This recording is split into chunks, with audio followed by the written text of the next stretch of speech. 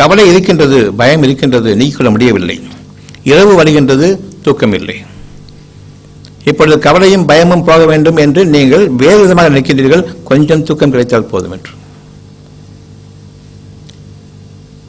எனவே அந்த இரவின் சுமையும் குறைக்கப்படுகின்றது. ஓரளவுக்கு நீங்கள் தூங்குகின்றீர்கள், பெருமளவுக்கு நீங்கள் விடுத்திருக்கின்றீர்கள். உங்களுடைய உள்ளத்தின் பக்கம் நீங்கள் திரும்ப வேண்டும். எந்த நேரமும் நான் என் பாவங்களிலிருந்து விலகுவதற்காக உள்ளத்தின் பக்கம் திரும்புகின்றேன். அந்த உள்ளம் எனக்கு சுகத்தை அறிவிக்கின்றது.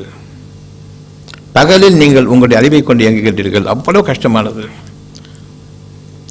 அதை போன்றே ஒரு பொழுது இரவு வருகின்றது, இறைவன் உங்களுக்காக இயக்க செய்கிறான். அவ்வளவு சுகத்தையும் நீங்கள் தூங்குகின்றீர்கள். அவன் உங்களை வாழ வைக்கின்றான், உயிரளிக்கின்றான், உணவளிக்கின்றான்.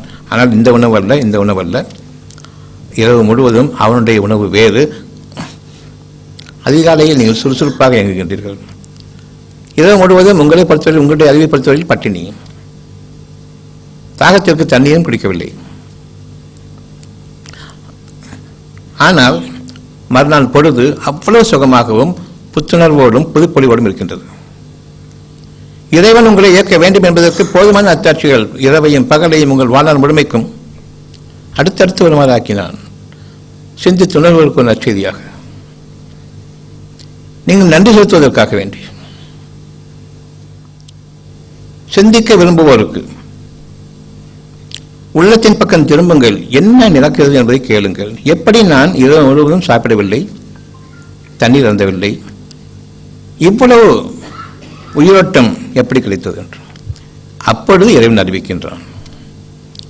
உங்களுடைய அறிவின் பாதையிலிருந்து விலகுங்கள், அது அழிவுக்கான பாதை. உள்ளத்தின் பக்கம் திரும்புங்கள். நான் உங்களை வாழ வைத்துக் கொண்டிருக்கின்றேன். பிரச்சனை என்னவென்றால், நான் உங்களை வாழ வைத்துக் கொண்டிருக்கும் பொழுது நான் வாழ்ந்து கொண்டிருக்கின்றேன் என்று நீங்கள் எண்ணுவது.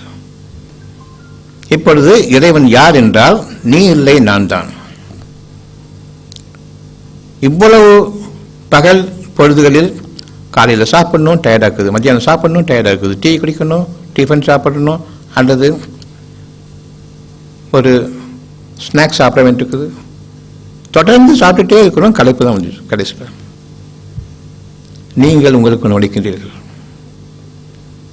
கொஞ்சம் பொறுமையோடு சிந்தித்து பார்க்கும் பொழுது, இறைவன் அறிவித்தால் தவிர எனக்கு எந்த விதமான அறிவிப்பும் இல்லை, இறைவன் அளித்தால் தவிர எனக்கு எந்த அருளும் இல்லை. இறைவன் பொருளில் நடப்பது என்ன என்பதை மீண்டும் மீண்டும் கேளுங்கள். சிந்திக்க விரும்புவோருக்கு இது இறைவனுக்கு நன்றி செலுத்துதலாகும். அந்த சிந்தனையை உபயோகிக்கும் பொழுது நீங்கள் உள்ளத்தின் பக்கம் திரும்புகின்றீர்கள். அறிவின் பக்கம் யோசனைகள், பலவிதமான யோசனைகள். இதுவாக இருக்குமோ, இதுவாக இருக்குமோ, இதுவாக இருக்குமோ. என்னுடைய அறிவு 5 புலன்களை கொண்டு எவற்றை நான் வைத்திருக்கின்றனோ அவற்றை கொண்டுதான் நான் பலவிதமான கெட்ட வழிமுறைகளிலிருந்து ஒன்றை தேர்ந்தெடுக்கின்றேன். இதுதான் சரியோ என்று. இது என்னுடைய கோட்பாடாகவும் என்ற அறிவாகவும் நான் முயற்சித்து தெரிந்து கொண்ட பொய்யை உண்மை என்று கருதி கொண்டு வாழக்கூடிய வாழ்க்கை. ஆனால் உள்ளத்தின் பக்கம் திரும்பும் பொழுது சத்தியம் வெளிப்படுகின்றது. நீங்கள் வாழவில்லை, நான் வாழ வைக்கின்றேன். என்னுடைய சுகமான அந்த தூக்கத்தை கவனியுங்கள். பிறகு காலையை கவனியுங்கள். எந்த அளவுக்கு அது உங்களுக்காக அழகான விடிவாக இருக்கின்றது, என்னை மட்டும் நம்பும் பொழுது. அந்த இறை நம்பிக்கையை நீங்கள் மேற்கொள்ள வேண்டுமென்றால் உங்களுடைய உள்ளத்தின் செய்திகளை, அருவமான செய்திகளை, உங்களுடைய அறிவுக்கு எட்டாத சுகமான செய்திகளை நம்புங்கள். நாளைய வாழ்க்கை என் அறிவுக்கு எட்டாதது. நாளை வாழ்வேனா என்று எனக்கு தெரியாது. அந்த வாழ்க்கையில் உங்களுக்கு சுகம் வேண்டும் என்று அறிவிக்கின்றான். யார் அறிவிப்பது? உள்ளம். இறைவன் அனுமதியை கொண்டு தன்னுடைய வாக்காக அங்கு அமைக்கப்படுகின்றது. சுகமாக வாழுங்கள். வேண்டுமா, வேண்டாமா? இது ஒன்றுதான் நம்மிடம் கேள்வி. பெருமை கொண்டவர்கள் அதை மறந்து விடுவார்கள், அந்த கேள்வியை மறந்து விடுவார்கள்.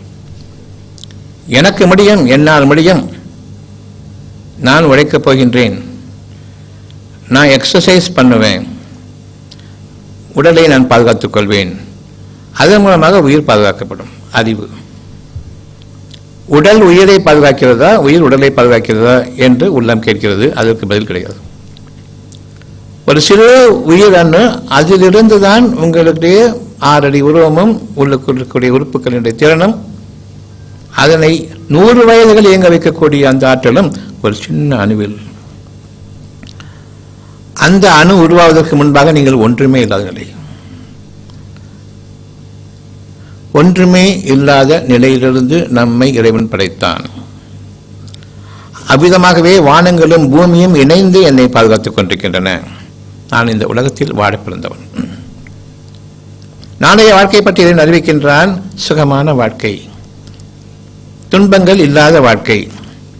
என் அறிவோ மறுக்கிறது அது எப்படி என்று. இறைவனா நானா? இப்பொழுது இறைவனுடைய பார்வை இன்னும் நுணுக்கமாகவும் தீர்க்கமாகவும் நம்மை இருக்கின்றது. எந்த அளவுக்கு அவன் பெருமை கொண்டு வாழ்கின்றான் என்று. இரவின் அத்தாட்சியை முழுமையமாக மறந்துவிட்டான். ஒரு நாள் இரவின் தூக்கத்தை நிறுத்திவிட்டால் அடுத்த நாள் அவன் பைத்தியம் பிடித்தவனாக எழுவான். இவ்வளவு தெரிந்திருந்தும் அந்த இரவின் மாபெரும் அத்தாட்சியை, மகத்தான அந்த இரவின் பொழுதை அவன் நிராகரித்துவிட்டு பகலில் தன்னுடைய முந்தைய நாளினுடைய அட்டகாசத்தையும் ஆணவத்தையும் தொடர்கின்றான். நான் தான் இறைவன் என்று.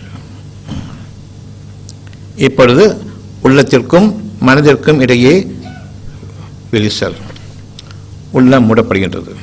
மனம் போன போக்கில் வாழ்கின்றான். அவ்வளவும் சுமையை ஏற்றுகின்றான்.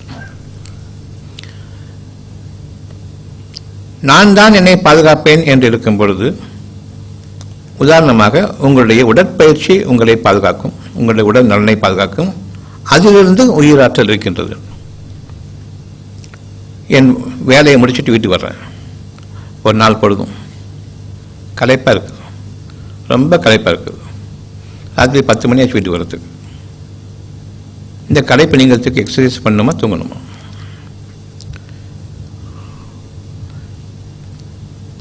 கெட்ட மனிதர்கள், கெட்ட அறிவு, உடற்பயிற்சி என்ற அந்த கெட்ட அறிவை நீங்கள் நீக்கினால் தவிர உள்ளத்திற்கு சுகம் இல்லை.